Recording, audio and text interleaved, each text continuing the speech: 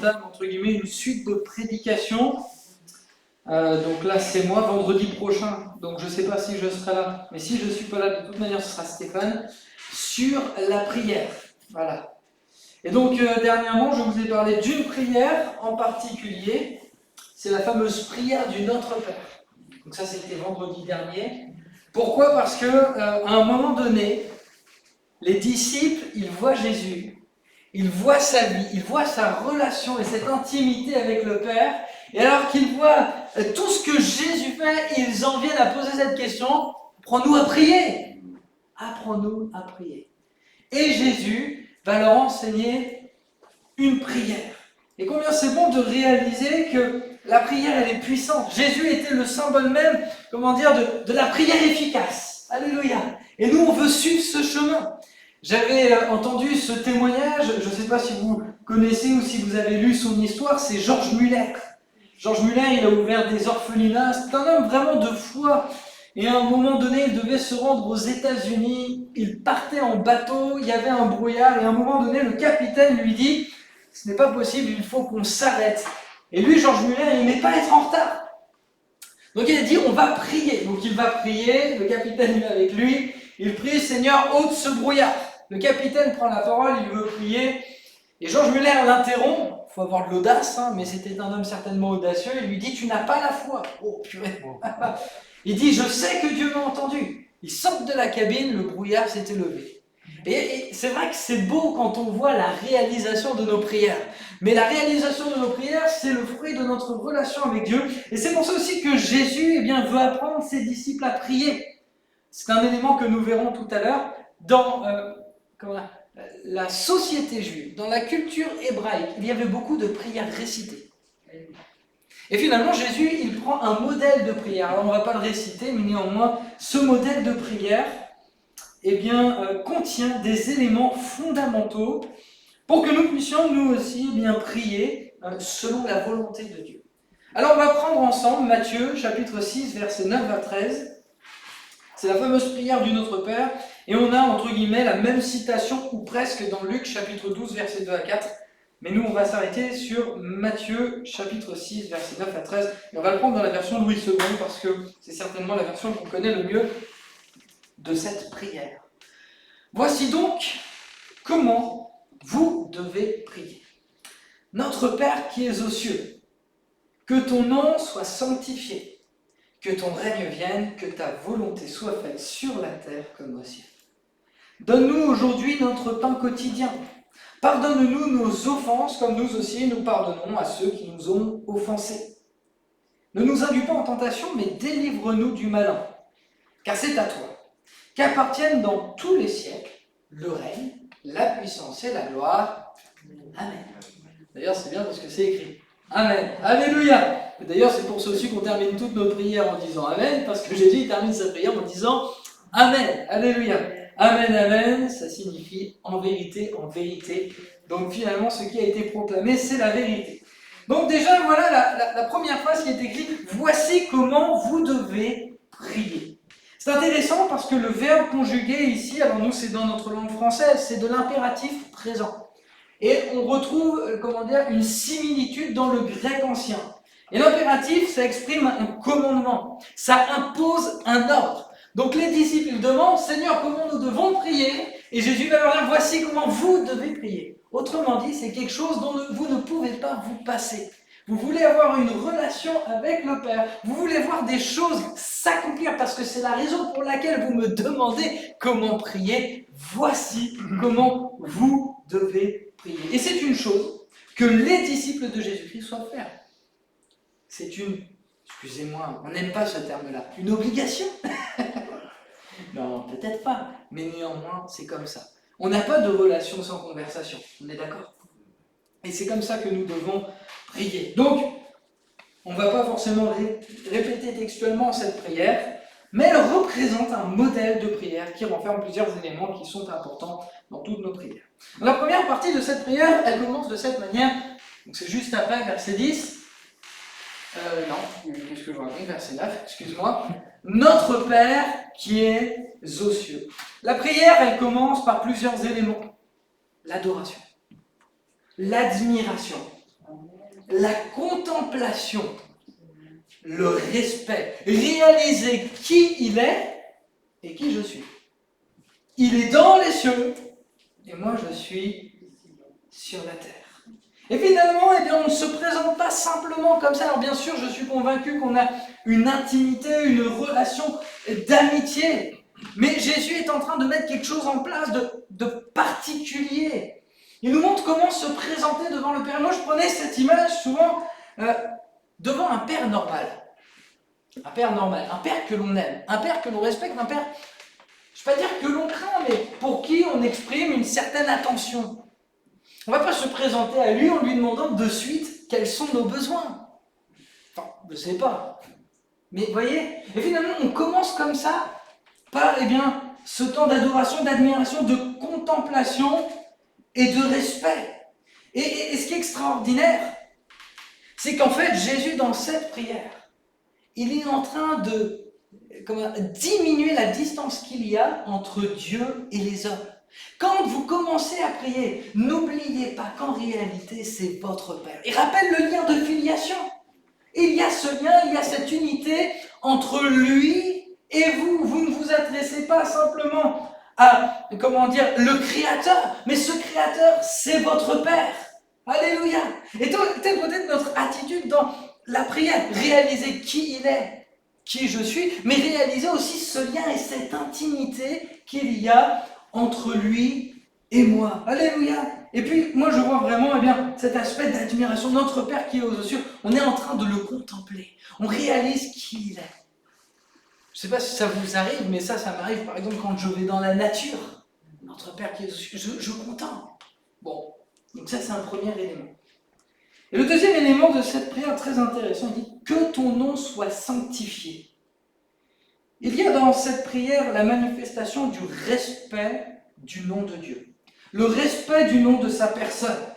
C'est ici, dans cette prière, un engagement à respecter et à honorer le saint nom de Dieu. Et en réalité, Jésus ne se base que sur un texte qui a déjà été écrit dans Exode chapitre 20, verset 7.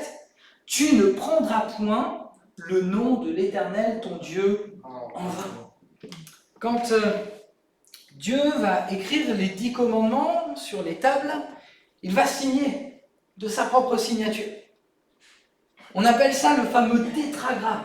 Alors nous, en français, on va dire dans notre langue avec notre alphabet, parce qu'il n'a rien à voir avec l'alphabet hébreu, on met YHWH. Mais dans la culture juive, il y a un tel respect pour le nom de Dieu qu'en réalité, on ne le cite même pas, on ne le nomme même pas.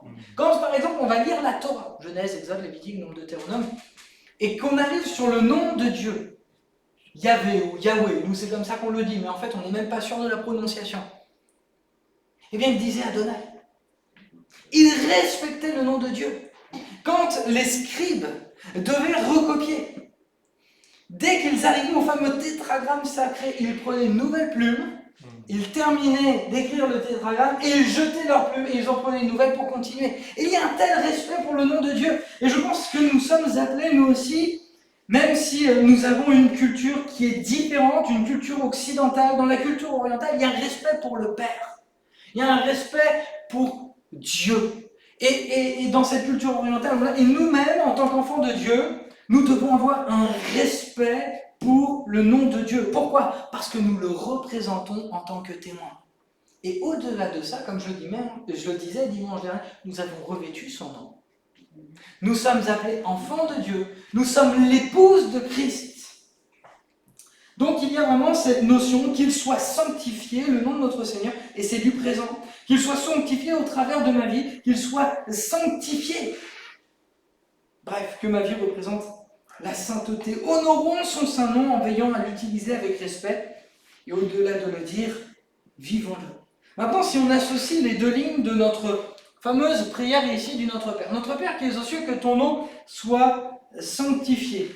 Et bien finalement, les deux premières lignes représentent une prière qu'on retrouve dans la culture juive qui s'appelle le Kaddish. Kaddish, ça vient de Kadosh, et Kadosh, ça veut dire saint.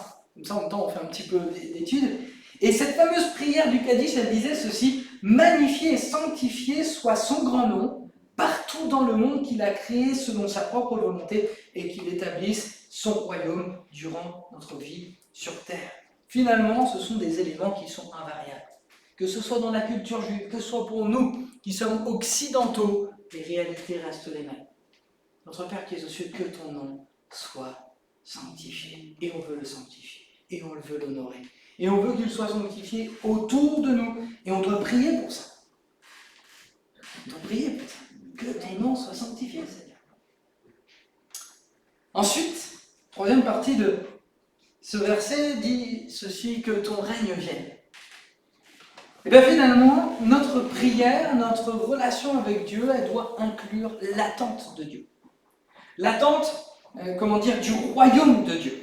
Finalement, même cette partie-là de la prière, elle exprime clairement une aspiration au règne final. Seigneur, que ton règne vienne. Pourquoi ? Il y a tellement autour de nous qui se perdent. Un jour, un pasteur qui était en train de me partager une réflexion sur cette fameuse prière, alors après, vous en ferez ce que vous voudrez, mais il me disait, moi je prie pour que le Seigneur revienne, parce que si on fait des statistiques entre ceux qui sont sauvés et ceux qui ne le sont pas, il y en a beaucoup plus qui ne sont pas sauvés qui sont sauvés. Comprenez un petit peu, bon, c'est une réflexion, elle vaut ce qu'elle vaut, vous en faites ce que vous voulez. Mais je me dis, c'est vrai. Et puis, dans la Bible, à un moment donné, il est écrit dans 2 Timothée chapitre 4, verset 8, qu'il y a une couronne de justice pour ceux qui auront aimé l'avènement du Seigneur. Donc finalement, le Seigneur, il veut aussi qu'on puisse regarder au-delà de tout ce que nous vivons pour que nous puissions aspirer à ce qui va venir après. Et il va se passer quelque chose d'extraordinaire quand Jésus va revenir, il va régner durant 1000 ans. Et il va instaurer un règne de paix sur cette terre. Et donc, je pense que c'est important de prendre le temps de prier pour ça. Et au-delà de ça, je pense que c'est une aspiration de notre cœur. Seigneur, que ton règne vienne, que ta volonté soit faite, que vraiment, Seigneur Jésus, il y ait la manifestation. Alors si on s'arrête juste sur les premiers éléments ici de cette prière, bien que le 4e élément puisse aussi s'y apparenter, il y a vraiment une vision eschatologique, c'est-à-dire vraiment de la fin des temps. Vous voyez, on se projette. Pourquoi ? Parce que le Seigneur veut qu'on se projette et parce que, tout n'est pas uniquement ici. 4e élément de la fameuse prière de notre Père, c'est que ta volonté soit faite sur la terre comme au ciel. Donc j'avais partagé quelque chose, je reviendrai dessus tout à l'heure, lors d'un jeûne de prière, je me suis trompé. Voilà, comme ça je le dis, ça m'arrive aussi, je me suis trompé, mais je reviendrai tout à l'heure dessus. La prière, elle inclut la requête. La requête que la volonté de Dieu soit pleinement faite. Autant dans le ciel, tout comme elle est faite, tout autant sur la terre, comme elle est faite dans le ciel. Voilà, c'est ça. C'est le désir que la volonté de Dieu soit faite sur ma vie, peu importe ce qu'elle contient. Le Seigneur a pour chacun des projets de paix et non de malheur. Le Seigneur veut nous voir progresser. Le Seigneur parfois nous lance même des défis. Si on ne se sent pas capable d'accomplir la volonté de Dieu, parce que cela nous paraît compliqué, Dieu ne nous demande pas de mettre à disposition quelque chose qu'on n'a pas, qu'on ne possède pas. Mais ce que nous avons, on veut le mettre. Et on veut que ce soit sa volonté qui s'accomplisse au travers de nos vies. Ici, nous parlons de la volonté de Dieu qui doit s'accomplir sur un plan personnel. Je reviendrai dessus, mais la prière de notre Père est une prière exclusivement tournée vers soi. Et oui, elle n'est pas tournée vers les autres. Que ta volonté, Seigneur, soit faite sur la terre comme au ciel. Alors bien sûr, sur la terre, ça peut englober tout un tas de choses. Mais si on prend tout le reste de la prière, c'est vers moi qu'elle est orientée. Donc qu'elle soit faite sur un plan personnel, mais il y a aussi un aspect de la volonté de Dieu qui est universel, que tous les hommes soient sauvés, parviennent à la connaissance de sa volonté. Bref, ce qu'on veut, c'est que la volonté de Dieu, elle s'accomplisse. Il y a des choses que je voudrais dire, mais j'hésite à les dire. Il y a des fois, quand on prie, Seigneur, que ta volonté soit faite, c'est parce qu'on n'a plus la foi. On est d'accord ? C'est-à-dire qu'on prie parce qu'en fait, on n'est plus sûr que le Seigneur est capable d'intervenir. Ça vous est jamais arrivé, ça ? Je pense que c'est pas dans cette dimension-là qu'il faut voir cette prière-là. C'est vraiment, Seigneur, que ta volonté soit faite. C'est-à-dire que je ne veux pas forcément être au contrôle de tout, et que ce soit toi qui contrôle toute chose. Bref. Dans une autre traduction, il y a écrit ceci, « Fais se réaliser ta volonté sur la terre à l'image du ciel. » Donc ça, c'est voilà, entre guillemets, la première partie de la fameuse prière du Notre Père. La prière, elle continue ainsi, « Donne-nous aujourd'hui notre pain quotidien. » Ici, on arrive vraiment aux requêtes personnelles. Ici, c'est les besoins personnels, les besoins quotidiens, les besoins journaliers. C'est en 5e position. Ce sont des besoins qui sont matériels, qui peuvent être financiers, qui peuvent être d'ordre, physique, mais aussi d'ordre spirituel. Dieu, notre Père, se soucie de nous et il veut nous fournir ce dont nous avons besoin. Mais pour ça, il faut qu'on lui demande. Notre Père, donne-nous aujourd'hui notre pain quotidien. Et le terme quotidien, en grec, c'est epiousios. Ça signifie le pain qui est nécessaire, le pain qui nous suffit chaque jour. Donc finalement, au travers de cette prière, Jésus est en train d'amener ses disciples à réaliser qu'il ne faudra pas prier qu'une seule fois, mais chaque jour. Donne-nous notre pain quotidien. Pourquoi ? Parce qu'on dépend de Dieu. On dépend de notre Seigneur, de notre Sauveur. J'y vois chaque jour le besoin de demander, de répondre à mes besoins. Certains, dans la traduction de ce mot, ils voient le pain nécessaire même à la survie. Proverbe chapitre 30, verset 8 dit ceci, « Accorde-moi le pain qui est nécessaire. » Et on peut voir aussi dans cette phrase, « Donne-nous aujourd'hui notre pain quotidien. » Moi j'aime ce passage, Jésus va dire, « Les oiseaux ne sèment ni ne moissonnent, mais le Père il leur donne absolument tout ce dont ils ont besoin. Combien vous, à plus forte raison, qui êtes ses enfants, alléluia, vous recevrez. » Mais il faut demander, donne-nous aujourd'hui, Seigneur, notre pain quotidien. Je pense également que cette prière, elle est aussi orientée sur un plan spirituel. Parce que finalement, le pain, en grec, c'est artos. Et on retrouve exactement le même mot dans Jean chapitre 6, verset 35, où Jésus va dire « Je suis le pain de vie ». Artos, je suis le pain de vie. Donc nous avons besoin de ce pain, donc nous avons besoin de cette nourriture, nous avons besoin de cette relation avec le Seigneur. Il dit « Donne-nous ». Le Seigneur connaît tous nos besoins, mais il veut qu'on les lui exprime. Quels sont tes besoins ? Alors bien sûr, il y a des besoins spirituels, mais il y a aussi des besoins qui sont là et qui sont dans nos vies. Il y a des fois, on n'ose pas les demander, et pourtant, je pense qu'on a toute cette liberté. Le 6e aspect de cette prière est très important. Enfin, ils sont tous très importants, hein. Mais il est écrit ceci, « Pardonne-nous nos offenses, comme nous aussi, nous pardonnons à ceux qui nous ont offensés. » Les requêtes concernent également les besoins spirituels, qui finalement inclut une bonne relation avec Dieu telle que le pardon. Si nous pouvons demander pardon pour nos péchés, c'est parce que Jésus-Christ a payé le prix. On est tous d'accord avec ça. C'est une chose de confesser nos offenses. Le terme offense, littéralement, c'est dette. Nos offenses, c'est aussi nos péchés. Bref. Mais il est bon de le faire régulièrement. Voici comment vous devez prier. Pardonne-nous, Seigneur. Pardonne-nous. Alors, on ne va peut-être pas le faire tous les jours, mais il faut qu'on le fasse. Parce qu'il y a certainement des choses qu'on ignore, des choses qu'on n'a pas faites, des choses qu'on a faites et qui ne sont pas toujours à sa gloire. Et voyez-vous, ici, il y a un petit mot qui me perturbe. C'est comme. Comme. Comme nous aussi, nous pardonnons. Et là, on rentre dans quelque chose de délicat. Parce qu'ici, il y a la notion d'équivalence. Cette conjonction, elle met en comparaison que Dieu nous pardonne de la même manière que nous aussi nous pardonnons. Donc finalement, son pardon dépend de notre pardon. Particulier, hein ? Lui nous dit que nos péchés sont au fond de la mer. Il y avait cette image dans Lévitique, chapitre 16, le jour du grand Yom Kippour. Il y avait tous les péchés qui étaient sur le bouc, qui étaient prononcés sur le bouc, et il le renvoyait dans le désert. Donc finalement, le Seigneur nous dit, tous nos péchés, basta, plus rien. Mais ce que nous, on va retenir, vous voyez, finalement, peut-être une offense qu'on nous a faite. Si vous voulez être pardonné, faites comme moi j'ai fait. Pardonnez vous aussi en retour. Pourquoi ? Parce que le pardon est libérateur. Lorsque nous ne pardonnons pas, malheureusement, cela nourrit toute espèce de ressentiment dans notre vie.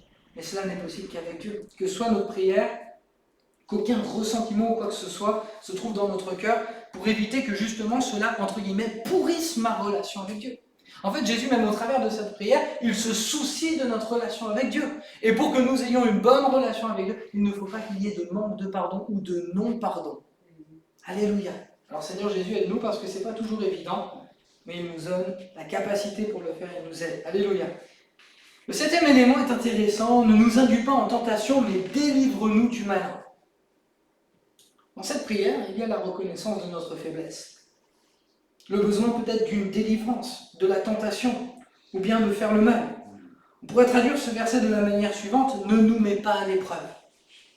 Dieu ne soumet pas les hommes à la tentation, mais parfois il permet des périodes d'épreuve, pour nous faire grandir, pour que nous puissions dépendre davantage de lui. J'aime beaucoup ce passage dans Romains chapitre 8, verset 28, qui dit « Toute chose concourt au bien de ceux qui aiment Dieu. » Alléluia. Mais on a le droit de prier. Ne nous induis pas en tentation, mais délivre-nous du malin. Et là, finalement, on rentre aussi dans une autre sphère. Délivre-nous du malin, ça veut dire quoi? Il y a un combat spirituel. Et on peut demander la délivrance contre peut-être les chaînes que le diable voudrait bien nous voir, pour nous tenir. Délivre-nous du malin. Donc il rentre aussi dans l'aspect du combat spirituel.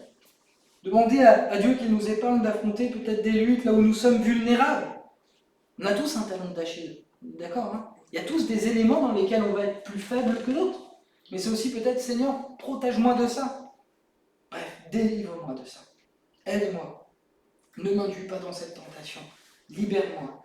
Et finalement, je crois que la délivrance, elle est totale, elle est complète. Alléluia. Et on arrive à la fin de cette prière, car c'est à toi qu'appartiennent dans tous les siècles le règne, la puissance et la gloire. Amen. J'aime ce petit mot « car », parce qu'en réalité, c'est la raison pour laquelle nous faisons cette prière. C'est parce que c'est à lui qu'appartient dans tous les siècles le règne, la puissance et la gloire. C'est pour ça qu'on prie. Car, alléluia, ce petit mot, c'est la raison pour laquelle je prie. C'est la raison pour laquelle je me confie en lui. C'est parce qu'il est Dieu et je sais qu'il est tout-puissant. Et parce que j'ai besoin de lui. Alors je vais terminer, cette prière, elle représente un modèle de prière, mais j'ai envie de vous dire aussi qu'elle représente un mode de vie. Et oui, une façon de vivre. En tant qu'enfant de Dieu, on pourrait même parler de discipulat. On ne va pas répéter cette prière, mais c'est une façon de vivre. Lorsque je suis offensé, je veux pardonner. Lorsque je traverse une épreuve, je peux demander au Seigneur de m'en délivrer. Lorsque je suis tenté, je peux lui demander, Seigneur, n'induis pas à la tentation. Et finalement, moi-même, je me positionne au fur et à mesure de ce que je vis au travers de cette prière. Que nous puissions, frères et sœurs, prier de tout notre cœur. Ayant conscience de toutes ces choses-là, pour qu'elles soient vivantes en nous, sont des choses pour lesquelles, régulièrement, nous devons prier. Comme je vous l'ai dit, et je vais terminer par ça, c'est finalement une prière très égoïste. Parce qu'elle est quand même très orientée vers nous. Pardonne-nous. Alors bien sûr, elle va délivrer celui quand on va pardonner en retour. Alors bien sûr, il y a l'aspect aussi sur la terre, comme au ciel, que ta volonté soit faite. Mais il y a aussi l'aspect, pardonne-moi. Seigneur, j'ai besoin de toi. Bref, on a revu tous ces passages-là. Et je pense que c'est important, je ne sais pas si vous le faites, mais de prier pour soi. Parce qu'ici, cette prière, elle est quand même très orientée à prier pour soi. Et je pense que c'est important de prendre du temps de prier pour soi. Bien sûr, on veut prier pour les autres, on veut que le Seigneur bénisse les autres, mais c'est pas nous qui allons les sauver. C'est aussi de notre salut dont il est question. Et c'est important de prier pour soi. Seigneur, viens m'aider par rapport à la tentation, par rapport à tout ce qui se passe, par rapport au pain quotidien. Alléluia. Alors que Dieu nous donne de développer notre vie de prière, et bien sur tous ces aspects. Bien sûr, on veut prier, il y a tout un tas de prières, mais voilà, il y a cette prière que Jésus il a enseignée. Et nous, on veut prier comme lui, il veut qu'on prie. On veut prier rempli du Saint-Esprit. On veut prier en ayant conscience de ces réalités, que nous sommes là et que lui est là-haut. Alléluia. Et quand on se positionne même dans cette réalité, finalement on nous fait confiance. On se décharge sur lui de tous nos soucis. Alors que le Seigneur soit béni et qu'on puisse ensemble aller plus loin dans la prière. On va terminer ensemble. Au niveau de la prière, Seigneur, merci pour ta présence, pour ta fidélité. Et merci pour ce modèle de prière. C'est vrai, Seigneur Jésus, qu'il y a certainement des éléments dans cette prière que nous ne citons pas forcément de manière habituelle. Mais néanmoins, nous voulons réaliser toutes ces choses-là. On veut comme les intégrer, Seigneur Jésus, les digérer.